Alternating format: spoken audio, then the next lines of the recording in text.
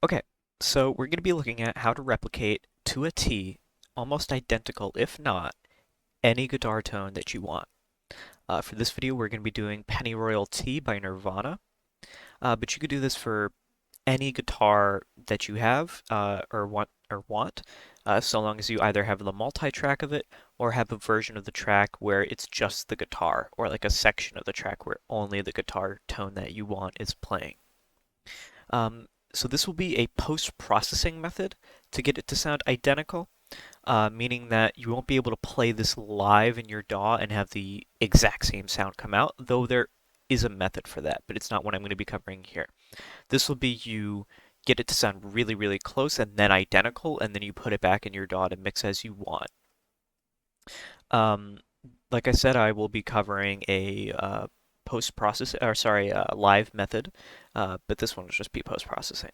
So the first thing you're going to want to do is get the multi-track or isolated guitar tone of what you are looking for. For example, I have this whole folder of Nirvana multi-tracks, and we're going to look for Pennyroyal Tea, Raw, and then in some multi-tracks you'll have multiple guitar tones. They all sound a little different, for example.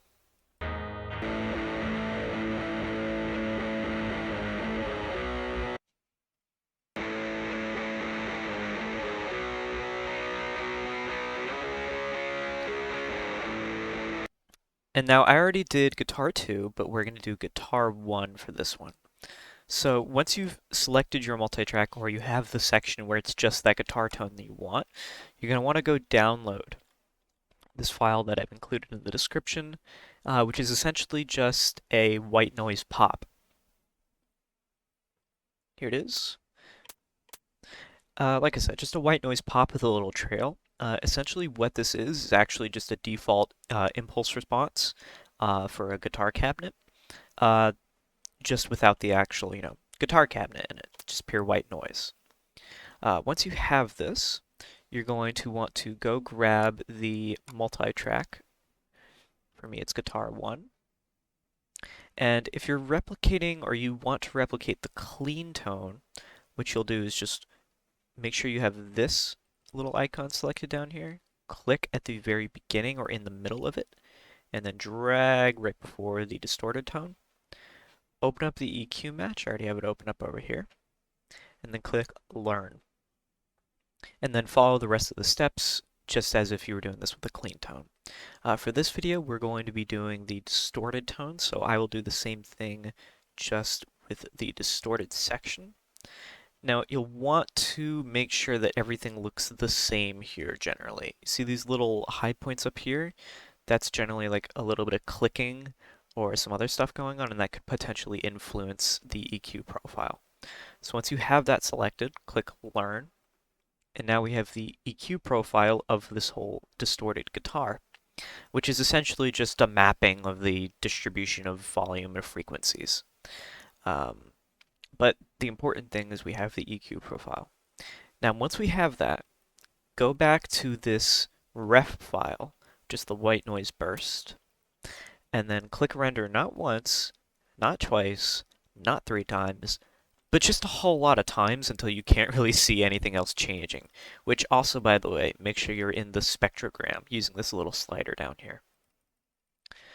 And I can't really see anything changing more at this point, so what we do now is, now that sounds a little bit more like that guitar. So we have this impulse response that's loosely modeled around how this guitar sounds. And this is step 1 into getting us close to this guitar sound. So what we're going to want to do is, export this, and then I'll name this, let's see, guitar imp dot wave. And again, we want to export this as wave or FLAC or any lossless file type that you can work with. Now in FL Studio here, I have a already recorded guitar, which is covering this section of Pennyroyal Tea that I'm replicating.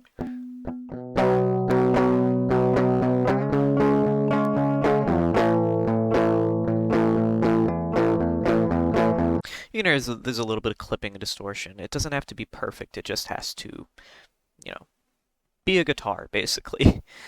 So I've assigned this to a track, And what we're going to do is, if you only have stock plugins, this works perfectly for you. Uh, if you don't, there, I will admit, are better ways to do this, but the way we're going to do it here, to just keep it simple, is open Fruity Convolver. And this is what we're going to use to load our impulse response that we just made. So we're going to right-click this little section here, File, Load Sample, and we're going to go load the impulse response we just exported. Mine's guitar imp.wave.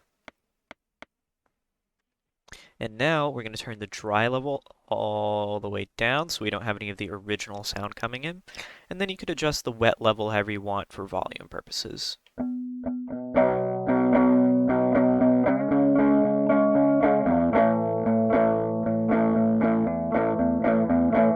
You notice that sounds kind of weird. It has no distortion. It just sort of sounds sort of resonant.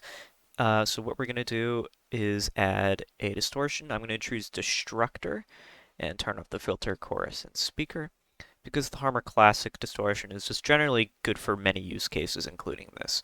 So we turn up the preamp all the way, and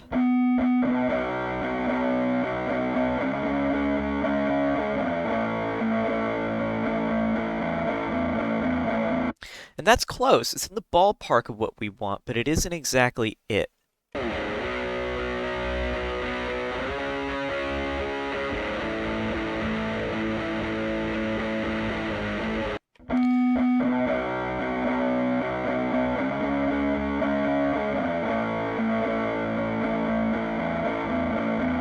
And that's okay. The goal was not to get it identical here, it was to get it very similar. And this is really all we need.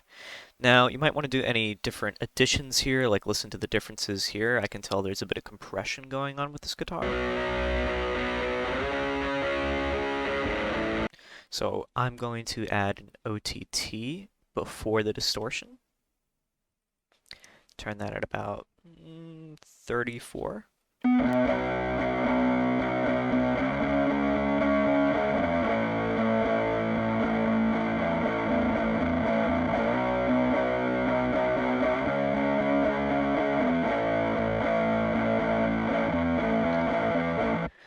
And once you have it sounding as close as you can just from this one impulse response, which is, I say this is good for right now, we're going to want to export this as a wave or a FLAC, or again, just any lossless file type you're choosing. I'm going to name this guitar for EQing.wave.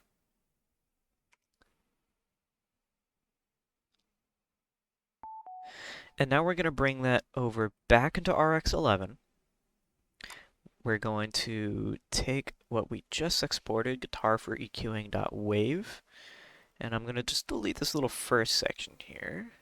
Not for any reason, I just prefer it a little bit to be out of there. So now we have this.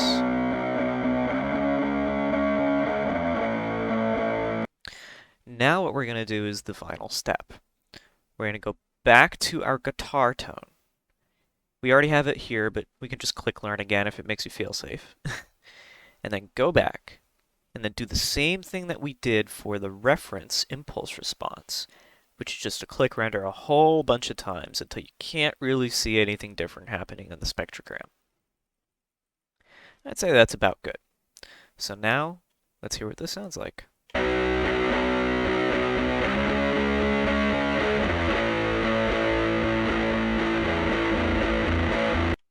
compare it.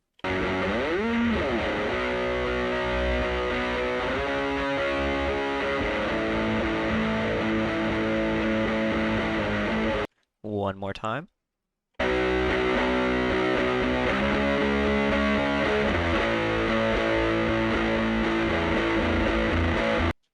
there's the original.